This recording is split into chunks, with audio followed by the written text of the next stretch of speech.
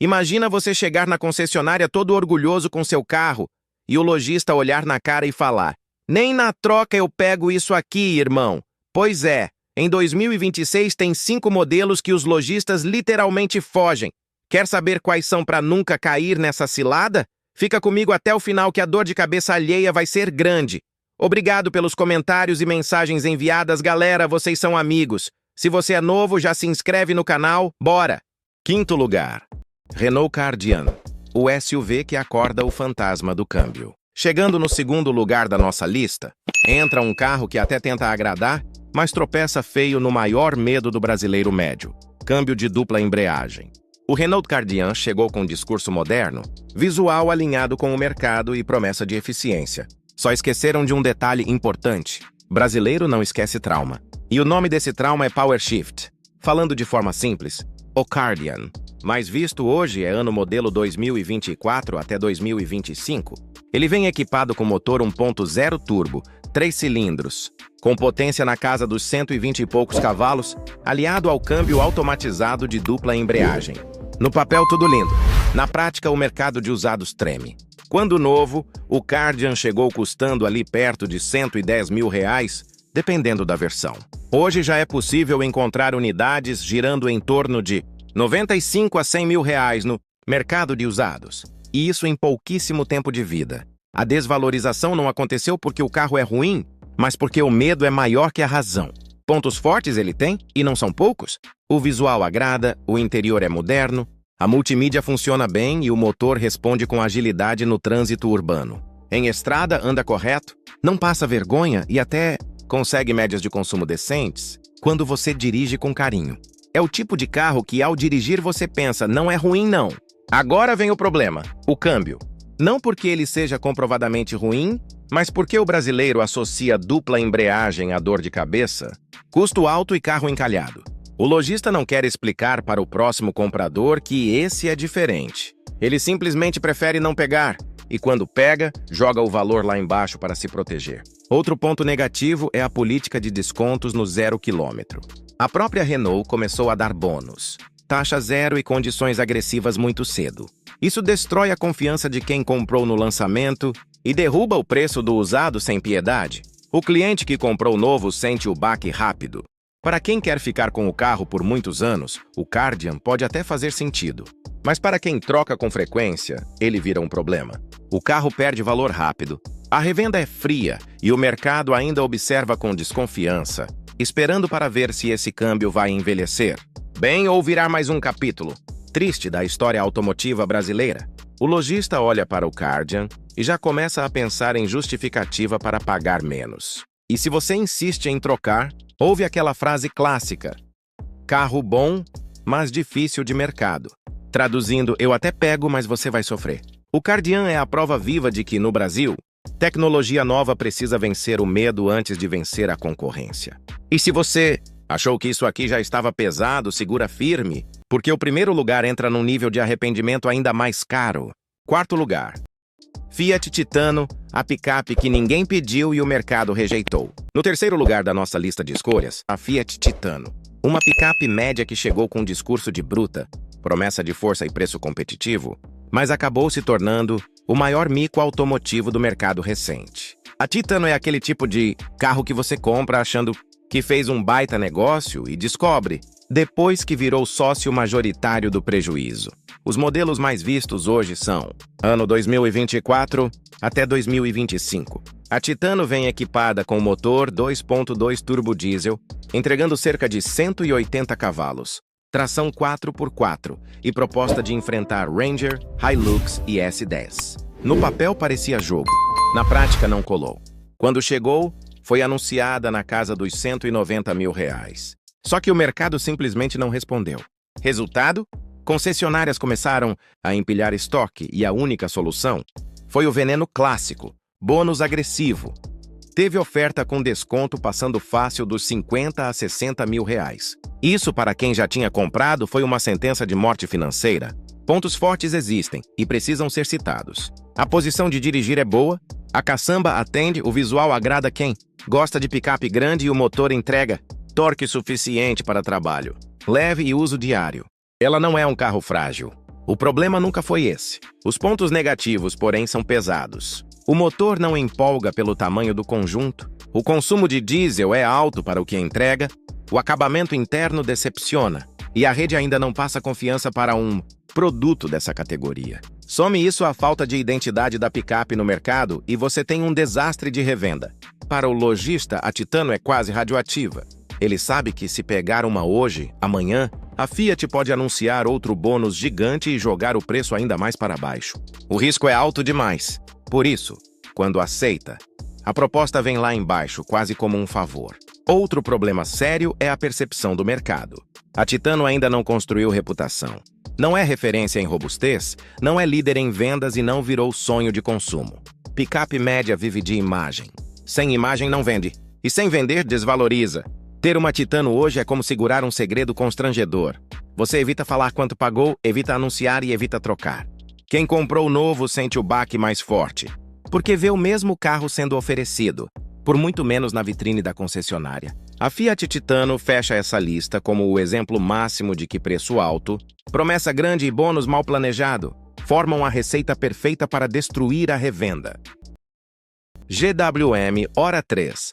O elétrico fofo que virou trauma financeiro. No quarto lugar da nossa lista de escolhas, temos o GWM Hora 3. Aquele elétrico simpático, com cara de carro conceito que escapou do estande do salão e foi parar na sua garagem.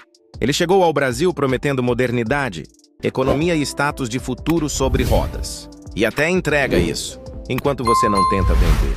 Falando de ficha técnica de forma simples, o Hora 3 é um hatch elétrico, com motor que entrega cerca de 170 cavalos elétricos, bateria de íons de lítio e foco total em uso urbano. Silencioso, confortável no trânsito pesado e com um painel cheio de tela que impressiona quem entra pela primeira vez. O problema não é dirigir, o problema é desapegar. Ano modelo mais comum no mercado hoje é 2023 para 2024. Novo, ele chegou custando perto de R$150 mil, posicionado como elétrico acessível premium. Só que o mercado respondeu com um sonoro não quero. Hoje no usado, é comum ver unidades anunciadas na casa dos R$110 a R$115 mil, e mesmo assim, encalhadas. O medo do brasileiro é simples e direto. Bateria usada chinesa. Não importa se a tecnologia é moderna, se a garantia era longa ou se a marca promete suporte. Quando o lojista ouve elétrico usado, ele já imagina dor de cabeça, cliente reclamando e capital parado. Resultado? Avaliação baixa, proposta ofensiva e aquele papo clássico. Carro bom, mas difícil de mercado. Pontos fortes existem e é justo falar. O consumo de energia é baixo, o conforto urbano é excelente, a aceleração é esperta no trânsito e o design chama atenção. É aquele carro que todo mundo elogia no estacionamento do shopping. Só que elogio não paga prejuízo. Agora os pontos negativos, que são os que doem. Desvalorização agressiva, mercado de usados muito restrito, dependência total de carregamento e uma revenda que beira o desespero. O dono compra achando que está economizando combustível, mas perde tudo na tabela. É o famoso ganha de um lado e perde de 3 do outro. Para o lojista, o Hora 3 é um problema parado no pátio. Ele ocupa espaço, não gira rápido e exige desconto grande para sair. Por isso, quando você tenta trocar, o avaliador já começa a coçar a cabeça, mexer no sistema e reduzir o valor, até você pensar se não era melhor ter comprado uma bicicleta elétrica. Resumindo, o GWM Hora 3 não é um carro ruim. Ele é um negócio ruim para quem pensa em revenda. É compra emocional, não racional. Quem compra tem que entrar sabendo que vai casar com o carro, porque divórcio aqui sai caro. E se esse já doeu, respira fundo. Porque o próximo da lista consegue ser ainda mais cruel com o bolso. Volkswagen Taos, o SUV Segundo invisível lugar. que some na revenda. No quinto lugar da nossa lista de escolhas que faz o lojista perder o sorriso, aparece o Volkswagen Taos. Aquele SUV médio que tentou sentar na mesa dos grandes, mas acabou ficando esquecido no canto, mexendo no celular enquanto os concorrentes fecham negócio. Ele não é exatamente ruim, ele só é irrelevante no mercado, e isso, na revenda, é mortal. O Taos mais comum nas lojas hoje é ano modelo 2022 até 2023, equipado com o motor 1.4 Turbo TSI, conhecido da Volkswagen, entregando cerca de 150 cavalos. É um conjunto confiável, anda bem para o dia a dia e não costuma dar susto mecânico. O problema nunca foi o motor. O problema é tudo em volta dele. Quando novo, o Taos passou fácil da casa dos R$170 mil, dependendo da versão. Hoje, no mercado de usados, a realidade é bem diferente. É comum ver unidades anunciadas entre 140 e 150 mil reais, e mesmo assim ficando semanas, às vezes meses, paradas. O motivo? Concorrência esmagadora. Corolla Cross, Compass, Raval híbrido e até SUVs chineses mais equipados fazem o Taos parecer caro pelo que entrega. Por fora, o visual é sóbrio demais. Não chama atenção, não impõe respeito, não gera desejo. Por dentro, aí mora o maior pecado. O acabamento é simples para o preço cobrado. Muito plástico rígido, visual sem graça e aquele sentimento de que você pagou por um SUV, mas recebeu um Polo de salto alto. O brasileiro entra, fecha a porta, bate o olho no painel e já pensa: é isso tudo mesmo? Pontos fortes existem. O motor responde bem, o consumo é razoável se você não pisa com raiva, a posição de dirigir agrada e a mecânica é conhecida, o que traz certa tranquilidade para quem quer ficar com o carro por muitos anos. Para uso pessoal, ele até faz sentido. Para revenda, aí o jogo muda. Os pontos negativos pesam muito mais. Liquidez baixa, pouca diferenciação, interior criticado e valor de mercado pressionado por descontos no 0 km. E desconto em carro novo é veneno para quem já comprou. Cada bônus anunciado pela Volkswagen derruba o preço do usado sem pedir licença. Para o lojista, o Taos é aquele carro que ninguém pede. Ele não é ruim o suficiente para virar piada, nem bom o suficiente para ser desejado. Resultado, fica parado, juntando poeira, enquanto outros SUVs giram rápido. E carro parado é dinheiro morto. Comprar um Taos é assumir um compromisso de longo prazo. É tipo casamento sem cláusula de separação. Quando você tenta vender, percebe que o mercado não está nem aí para o seu apego.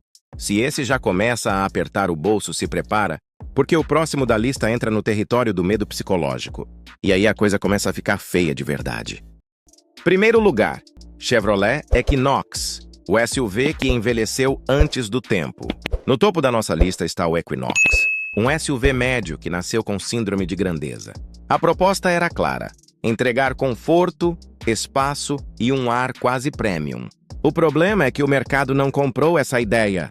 E a tabela FIPE menos ainda. O Equinox mais comum nas trocas hoje é ano modelo 2020, versão com motor 1.5 turbo. Quando chegou, foi vendido como moderno, tecnológico e refinado. Novo custava fácil acima dos R$160 mil. Hoje, no mercado de usados, você encontra unidades anunciadas por algo entre R$110 e R$120 mil. E mesmo assim, não gira fácil. Falando de mecânica de forma simples, o motor 1.5 turbo até anda bem, mas sofre com o peso do carro. No trânsito urbano, o consumo decepciona. Mesmo dirigindo de boa, é difícil passar de 9 ou 10 km por litro. Em estrada melhora um pouco, mas nada que empolgue. Para um SUV que prometia eficiência, ficou devendo. Por fora, o Equinox ainda tenta parecer atual.